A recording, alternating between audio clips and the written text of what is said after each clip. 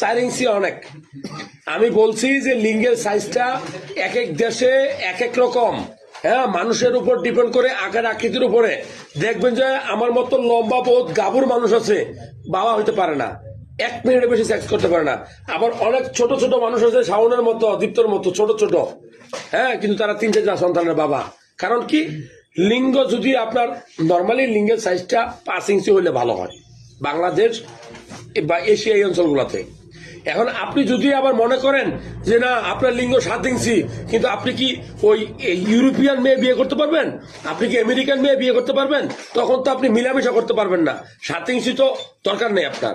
দরকার হলো আপনার টাইমিং, দরকার হলো আপনার বীর্যের গাঢ়ত্ব, দরকার হলো আপনার বীর্যটা কোয়ালিফাইড কিনা, শুক্রাণু আছে কিনা।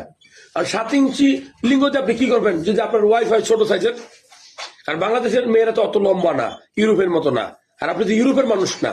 সো আপনার টাইমিংটা ইম্পর্টেন্ট। 4 ইঞ্চি মানে পারফেক্ট সাইজ, আর একটু হলে ভালো হয়।